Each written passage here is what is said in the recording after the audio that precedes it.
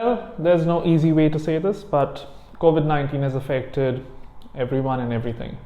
It's affected jobs, it's affected people, it's affected industries, and of course it's affected education.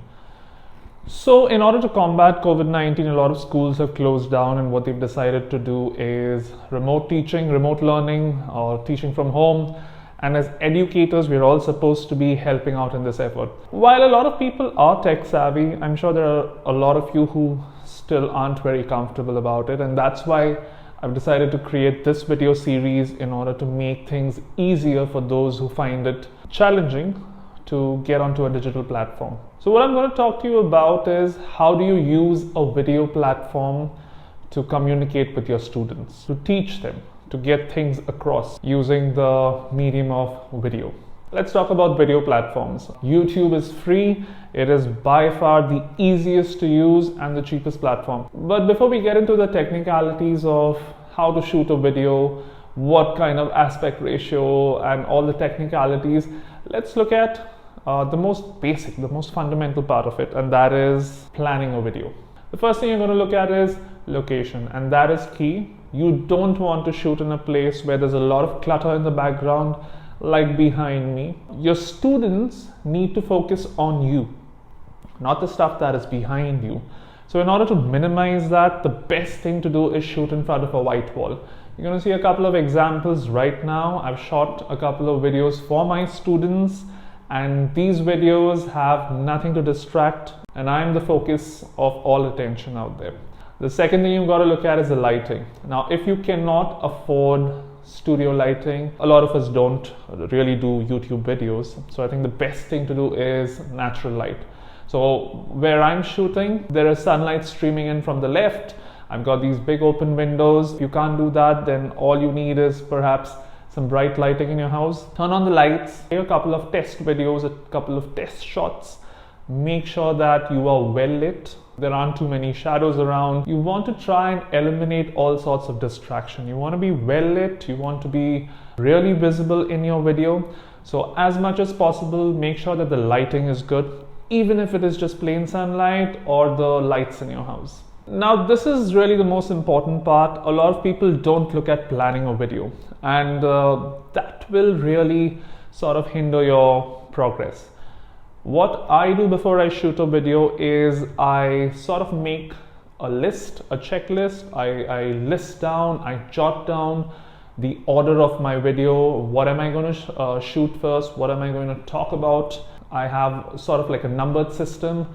And then rather than shooting an entire video at one go, what I do is I will pause, I will check my list, and I will go through it one by one and then make sure that, I do it in smaller segments. That reduces the kind of pressure that you have in order to perform. You don't need to do an entire video in one go. You can break it down into smaller chunks. It's easier for you to perform that way in front of a camera. It sort of overall makes sure that the video is compact. You've also got to look at the mentality of your clientele. You may be working with students of different age groups. You'll have really young students, maybe a year 1, year 2, where the parents are going to be the facilitators. So don't expect parents to be doing everything for you. They are going to be under a lot of stress. They've got their jobs to worry about, and at the same time they're also working with their kids and making sure that they have to learn. So you want to keep instructions as simple as possible. What I usually do is I get to the point immediately. I tell parents what my expectations are.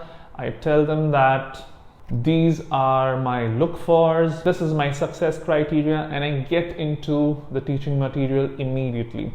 So there's not a lot of talk, but I keep all instructions precise, concise, and within the first 30 seconds to 1 minute, parents have to know what exactly they are expected to do with the students. If you've got slightly older kids like year 4, year 5, year 6, what you want to do is you want them to do some sort of independent learning, access websites, maybe a PowerPoint presentation, maybe Google Slides, maybe a YouTube video. Your instructions once again have to be precise. So you've got to break it down for them in very simple, easy to follow steps. Make sure that your instructions are clear and precise. So if you want them to go to a website, then what you, rather than just saying go to the website, you could say click on this link. If you want them to perhaps watch a video, you could say I want you to watch the video about how to solve fractions. Whatever your title is, be clear and refer to each item concisely. Be clear in your references and make sure that your students will understand it in the first go. You don't want to leave instructions ambiguous, and you don't want students to not attempt something because they haven't understood or they haven't got what you were trying to communicate. Finally, if you're working with older kids, I don't think it's going to be that much of a problem. Older kids are really good with tech. They are savvy. They can understand your instructions really well. So once again, you want to keep your instructions concise. You don't want to talk a lot. You don't want to amble on for quite a long time. You just want to keep it short, and you want to keep it to the point so that you can start your work immediately.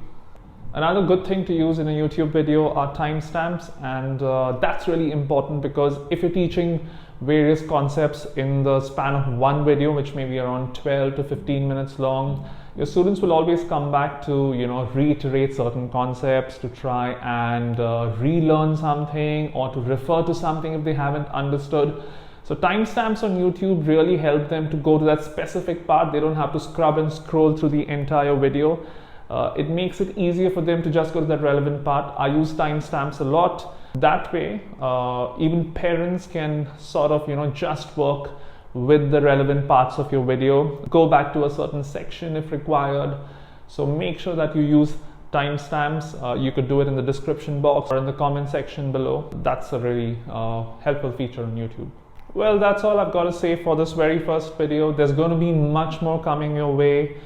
Some technical videos, some know-hows, some product reviews where you can use some really inexpensive stuff to get your videos across. Stay tuned to this channel, and you maybe hit like and subscribe, and I will try as much as possible to make life easier for you.